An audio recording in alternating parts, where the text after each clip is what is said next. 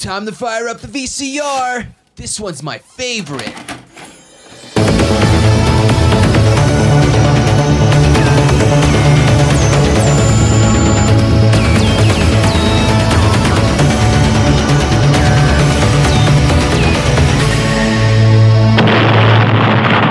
That was gold.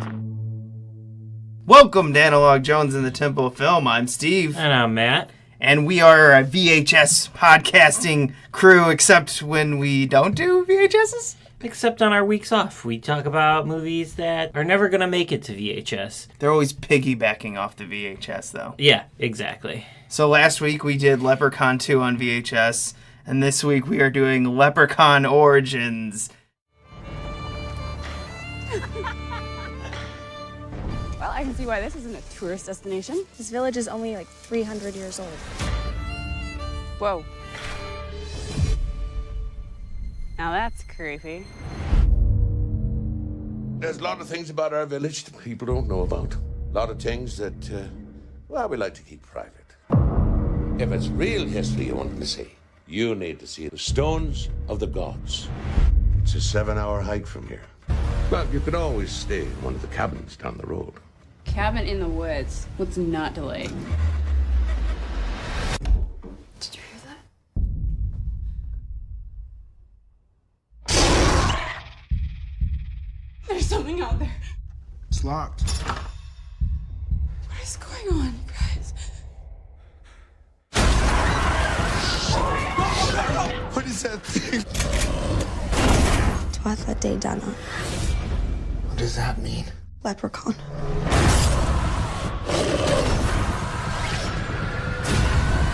He's coming!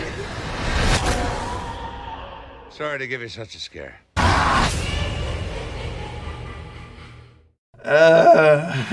WWE's 2014 reboot of the Leprechaun franchise. I don't know what it's an origin of, and I don't know its connection to the Leprechaun franchise. So its entire title is a lie. It's true. Well, apparently the origins was, hey, guess what? They came from Ireland.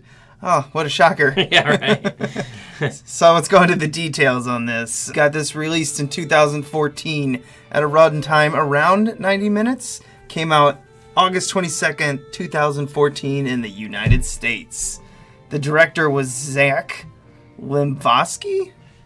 Lipovsky? Lipovsky? Yeah. Yeah, sure. Well, I looked him up. He is the director who was on the Steven Spielberg reality show On the Lot, which was basically Project Greenlight, but with Steven Spielberg. And he was one of the 3 finalists for On the Lot, and he didn't win. But he is the only one of all the different finalists that have gone on to like something. Yeah.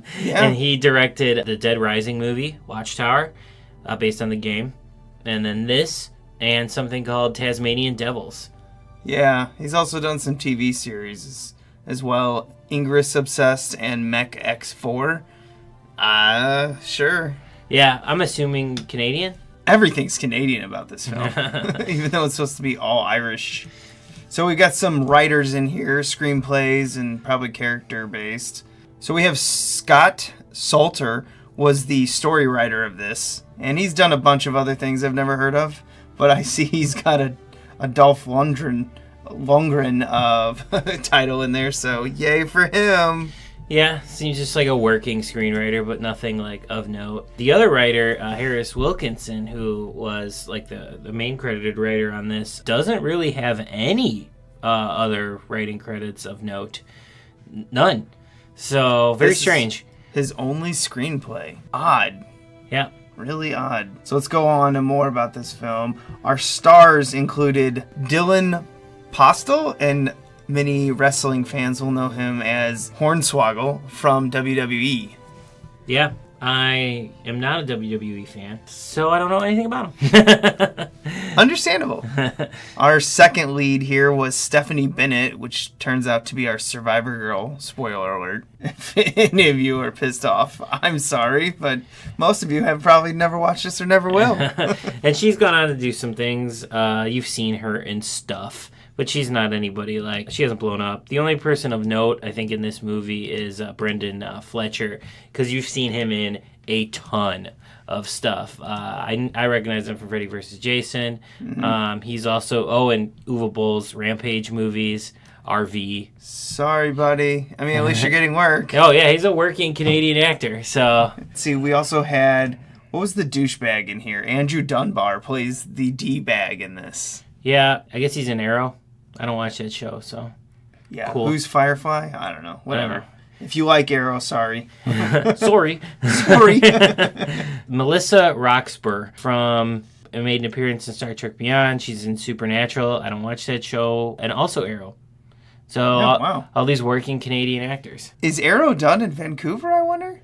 Yeah, all those shows are. Supernatural's done in Vancouver. Yeah, all those shows are. I had no idea. So much cheaper. Sorry, I didn't know that. Sorry. All right, let's see here. Anything else to talk about this? We've mentioned Lionsgate did this with WWE, and I think that's it.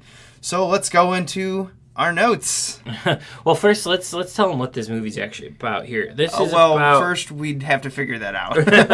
This is about 4 kids that go to study history in Ireland because one of their friends wants to be a history professor / studier, I guess, I don't know, wants to know history. So they go to this Irish countryside, get swindled by some crazy town person to basically be locked up in a cabin. And when they're locked in there, the leprechaun comes to kill them, but it's not our leprechaun. It's not Warwick Davis chewing scenery like he does best.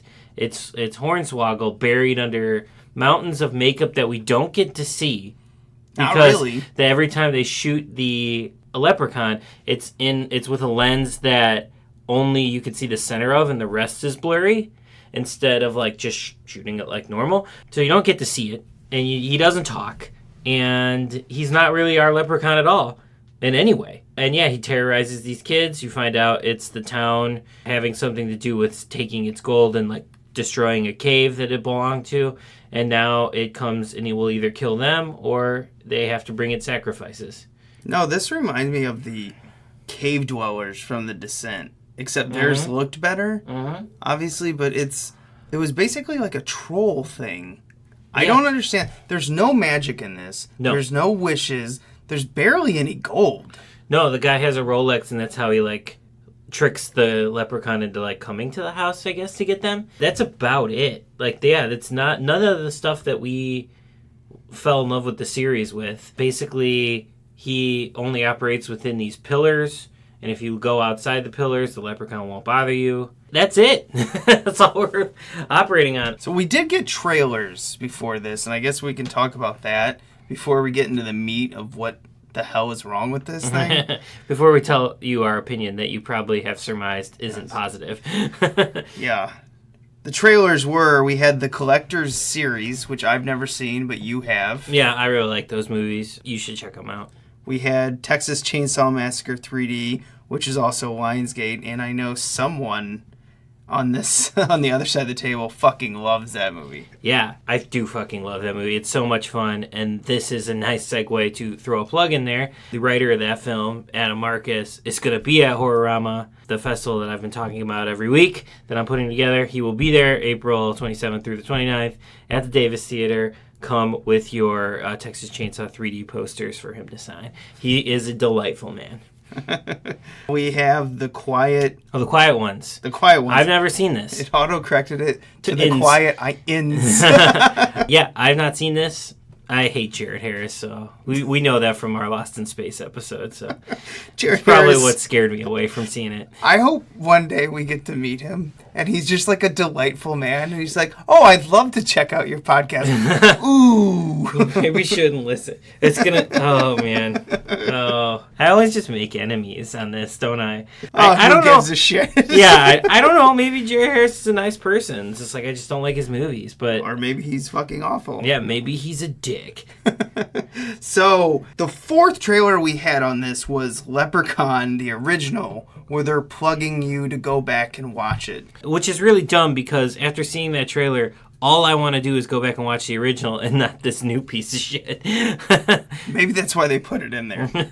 Be like, okay, now that we swindled you into buying this, now go back and buy the first one because you're not going to like this.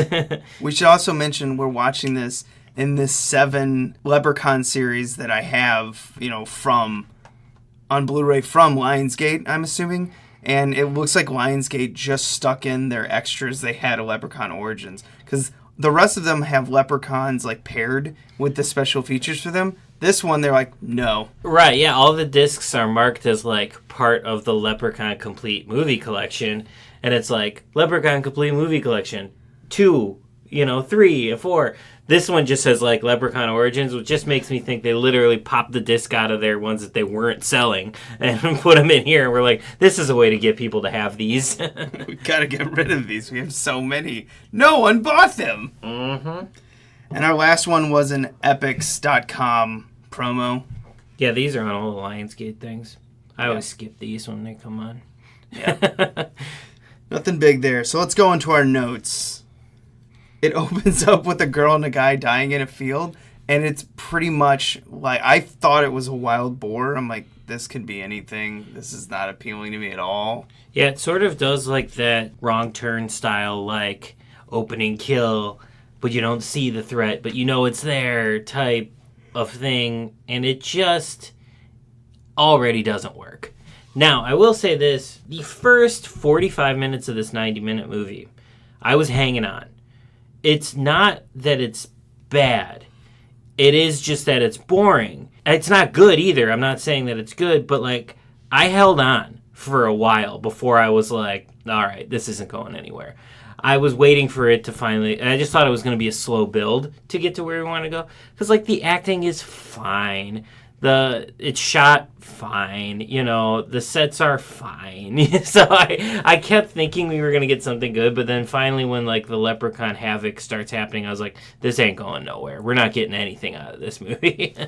So the most important thing in this movie is the Leprechaun, and the worst thing in this movie is the Leprechaun. Yeah. That's why all this fine wrapped around that sucks. Yeah.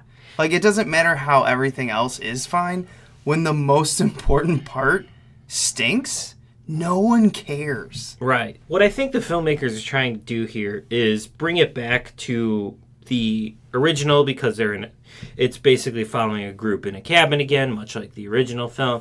They're trying to make the Leprechaun scary again, which he hasn't been because he's been funny. The last movie he was in, he went back to the hood. So, they've been comedies. I see what they were trying to do, but it just fails on all fronts. Yeah, this reminds me of what Platinum Dunes tried to do with Nightmare on Elm Street. Right. Like, we're going to bring him back to the, child molester, child murderer, whatever they decided. I can't even remember the film. But they were trying to make it dark and him eerie and scary. And it failed. A lot of this does, where they tried to make everything dark and gritty. A lot of it doesn't work, and the reason the 80s and early 90s characters like that worked is because they're charismatic. Yeah, the movies are fun. The movies are colorful. The characters are colorful.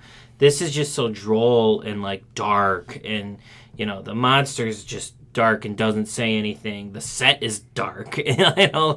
Everything is just, the color has been drained from the picture, and it's just... Yeah, it's not fun, and that's what the series up until this point has been. Say what you will about Leprechaun in the Hood and Back to the Hood. At least they're trying to be fun movies. They're not great, but they're trying to be fun. This is just, it's not scary. It doesn't work. It doesn't work, period. There's only a few things to talk about in this film. One is the Leprechaun having gold vision. Yeah. So imagine the Predator and how it had heat vision, and that's how it saw humans and other animals. They do that, except they make it gold. Yeah. Yeah, I don't understand that. And then also just in the Predator and in Back to the Descent Creatures thing too, which I 100% agree with, sometimes this could just be their shitty editing, but sometimes when they cut back and forth between the Leprechaun, it almost looks like it's a 5 foot tall or 5.5 foot tall, like an average sized man. And then sometimes it's like a small leprechaun. And this could just be the editing. Like it may not be the case at all. Like it probably is Hornswoggle the whole time, but like it just the way it's shot. It looks like that. And it's got gold vision. It looks like a tall person. I don't understand. So I looked up his height. Hornswoggle was 4'4". Or is, not was. he's still alive. Was in this movie. Yeah. He doesn't look like it, though, you know? Like, sometimes it looks like it's as tall as the other actors in the movie. I'm not saying anything against Hornswoggle. I'm saying that, like, if the filmmakers are trying to make a movie about a leprechaun, a little creature, make it look little. Like, never at any point, if you would have told me that was an average height person, I would believe you. Like, yeah, I think they just flip back and forth between Hornswoggle and like a stuntman, and you could tell when it was jumping around on top of vehicles and stuff. Yes, it looked, like a 5.5 foot, maybe 6 foot person. Right? Yeah. It did not trick us at all. It was just the whole leprechaun. The makeup was shitty, and then they covered it up with a stupid camera lens because they knew it was bad. There were certain parts where I was looking at the latex and it just looks unfinished. And then they threw like a bunch of dirt on top of it, like to muddy it up. Yeah. This should have been well thought out. If you're going to do a remake like 7 or 8 years after the last Into the Hood, why was this so bad? Yeah. No, yeah, they had 11 years to make 11 years. 11 years to make this since the last one, and they didn't do anything. They tried to be different, but they like cheaped out still. Like they just didn't go all the way with it, and like it looks so bad. I don't know. The other 2 notes I have are never trust an old Irish woman. Yeah. And bye bye best friend. So there's 3 of them left, because we should mention the most experienced actor that we know of dies first out of the most main recognizable 4. actor dies first. Yeah. And he's treated like shit by his friends, and he's the one that ends up saving them to let them get away. Right. Yeah. I don't. So whatever. Well, yeah. Basically the main dude character. Like obviously the final girl is the main character, but the main dude character is such a spineless piece of shit. And then literally after the leprechaun rips out its spine. But, like, he's so bad, and I was like, I don't like this guy, and he's, like, in this whole movie. And the other guy that dies first, is, like, a nice guy and, like, sacrifices himself for his friends. And then he's the first to go, probably because he was the most expensive to have in the movie. And then, yes, the best friend character of the girl is basically trying to lure the leprechaun in, and it outsmarts them. And when they think the leprechaun's coming in, it's her, and she gets an axe to the face. Yeah, that's actually some really good gore right there, and it was a nice surprise. That's the only nice surprise in this movie. Yeah, that's definitely the movie's like money shot. Like they were like, this is like the best shot in the movie. We got to make this count, and it does. It looks good. It's the only part in the movie where we reacted positively. We were towards like, ooh. Ooh. It's true. This whole movie, it was about a leprechaun trying to eat 4 kids, or 4 college-age students. But was the leprechaun doing this because the gold was stolen? Or was the leprechaun doing this just because it has to feed and they have to give the leprechaun, sacrifices? I think it's sacrifices. I think the gold was sort of the catalyst, but now that it's out, they just have to feed it, and it can only eat within the parameters of the pillars, the rocks. They have to lure people into that circle to be eaten. That's basically what I got out of it. And then I was confused when its head gets lopped off at the end. Gold coins fall out. I was confused. Yeah, there's like gold in its like throat or something like that, but I don't know what that was all about. Why? So Matt, you fully endorse this film. I fully say avoid. Don't waste your time. Just go back and watch the first 2, or honestly any of the first 6 before you watch this one. It's not fun.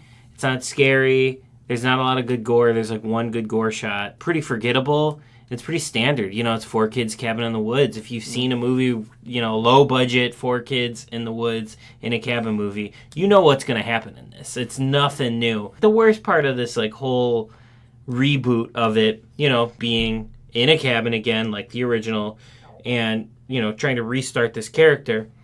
When she kills it and laps its head off, she says the same "fuck you, Lucky Charms" line that Jennifer Aniston has in the first one. And it's just like, why then? But, like, if you're trying to distance yourself from the series, why have, like, such a fan service moment at the end that, like, it's almost like a slap in the face? I was happy when she said it because I knew the movie was over. That is true. I give this a thumbs down, a red arrow, hard pass, whatever you want. Don't worry about wasting your time with this. Move on. Yeah, I mean, 11 years took us to get to this, and WWE, I don't know what they were thinking. They didn't even get to show off their wrestler. I mean, he's buried in makeup the whole movie, doesn't talk, and you can't see him in the movie at all because of the lens that they use when he's on screen, or the effect they use when he's on screen. Why did they do this? No one will ever know. Let's move on to some nerd news. Get those nerds! Nerd! Nerd! All right, let's get to some nerd news here. This is beautifully connected to what we've been doing the past 2 weeks. We did not know this. Like, this is not planned. We didn't know that this was going to happen. But they have announced that they are making a sequel to the original film called Leprechaun Returns for 2019. I've been gone quite a while, but a tale before. My fingers are itching, I'm killing for more. Why, let's try a luck and bet on me gold. If it lands on tails, I'll do as me told. But heads, I'll start a new killing spree. Oh, what a lovely surprise. Shall we try best 2 out of 3? From the director of The Void and one of the members of Astron 6 who did The Editor and Father's Day and Manborg. Manborg! Is going to direct the new Leprechaun movie. And it's from one of the writers of Ash vs. Evil Dead. And it's even got the guy from Pee-wee's Big Adventure who's in the first Leprechaun movie coming back to play that same character in this new film. I am excited. I think it's going to be fun. It's not going to have Warwick Davis in it, but maybe he might show up for like a cameo as another part. They released a teaser that they surprise dropped on St. Patrick's Day during the Leprechaun Marathon on the Sci-Fi Channel. They just sort of casually dropped a teaser trailer in the middle of their programming, and it was pretty exciting. It was pretty fun to hear that this is coming out. I'm looking forward to it. Think it's awesome, and you're welcome. Yeah, we did this for you guys. We gave you a Lost in Space show on Netflix, and now we're giving you a new Leprechaun movie. A true Leprechaun movie, not like the one we just talked about. Awesome. So I'll move on to Avengers Infinity War Part 1. I think that's the title. Yeah. I don't know. It is really killing with pre-sales, setting new records that Black Panther just set. So it's surpassing that. I don't know. How do you feel about all these superhero movies? Are you getting burnt out? Everyone is getting burnt out, but everybody thinks that sort of this is the thing. It's like everybody's burnt out with the superhero genre, but everybody thinks that the next one coming out is going to be like sort of the be-all, end-all. So they keep going to see them, and they keep making money. But everybody's burnt out, but everybody still keeps seeing all these movies. I'm very burnt out, and honestly, like after Avengers 2, I'm not super excited about Infinity War. Also, it's from the directors of Winter Soldier and Civil War, which are kind of 2 of my least favorite Marvel movies, which I know actually people really like those movies. But I think they're like sort of the most visually lacking movies. They're the only ones that kind of in the series that don't have like visual directors attached to them. So I don't know why they got handed the reins of Infinity War. I'm not super pumped about it. I'm also not super pumped about it being the same weekend as Windy City Horroroma. But I'm hoping maybe, the sellouts at the theater will bring people into our weird movies. I mean, even if it wasn't coming out that same weekend, I can't make myself super pumped about this. Like, I'm gonna see it. I'm not gonna lie. Like, I'm gonna see it. I just am not like, I don't know. I was excited to see Black Panther because it was something different, and it was from a director that I really like. This... Yeah, I have a confession to make. I haven't finished The Defenders, have no need to. I've never watched The Punisher. I kind of want to. I'm interested, but I'm burnt out. I haven't seen Doctor Strange. I haven't seen Black Panther, and that's not for not trying. I've now gone to the Davis Theater 3 times, Oh, man. and it's been sold out, so I'm just done. And I really want to see it because I love the trailers to it. I really liked the red carpet to it, seeing all the actors in their garb. They just look amazing, and the film looks fantastic, and I've heard great things. I just don't care anymore about these. And I don't even know how much I want to see Infinity War Part 1. I'm burnt. I think this is going to be the end because I think this one's going to make a ton of money and everybody's going to go to see it. But they're making the Infinity War Part 2. There's always that fall off when they do the second one. No matter what, because people are excited to see the first one of something. So this is the first Infinity War. People are going to see it. There's going to be that fall off with the second one. And I think with the fall off of that second one is going to start that decline. I think. I hope. Maybe it's just me being hopeful. And I like the comic book movies. I am not a Marvel basher. I mean, there are a few that I'm not a big fan of. But I want something new. Yeah, that's the problem. It's not even that these movies are that bad. There's a couple that are kind of bad, but for the most part, all the Marvel movies are decent. They're decent. They're well-produced movies. And then there's also some great ones, in the Marvel series. DC can't say so much the same for them, but they did make a great Wonder Woman movie. Yeah, even with these great movies, I'm just tired of it. I just want to see something else. That's kind of why I like the Logan movie so much, because it wasn't the same. It was dramatically different. Logan was incredible because, it was totally different. And even in a little bit of a smaller way, Deadpool was kind of fun, too, because it was almost mocking the superhero trends and fad. Yeah, but I feel like now Deadpool is going to become another cog in the machine as opposed to the great satire that the first one was. I think the second one will be fun, and I'm going to definitely see it. I think it's eventually just going to become part of the whole thing. And I'm tired. I just am tired of it. I want to see something else. Like any trend, as a horror fan, watching sort of the zombie trend be beat to death for 10 years. It's time for the superheroes to go that way as well. Yeah, the zombie trend at the end was rough. Real rough. Yeah. But if you do want to see something new, you can check out Windy City Horroroma. That's right. We're going to be bringing you a bunch of new horror movies and a couple of older ones, because I know that's what you guys like to come out and see. But we are going to bring you some new horror that you literally won't be able to see in Chicago for some time. It's all going to be very exciting new stuff. We already announced the Chicago premiere of Revenge, Chicago premiere of Secret Santa with the director Adam Marcus in attendance, who also directed Jason Goes to Hell. We announced The Blob as a repertory screening because, yes, we got to do some old ones too. 1987 Blob, right? Yeah, or 1988. Yep, or the 88, yeah. It's for the 30th anniversary. No, but tune into our next episode. I can tell you some more things for sure that we'll have. That's all I've got to say about that.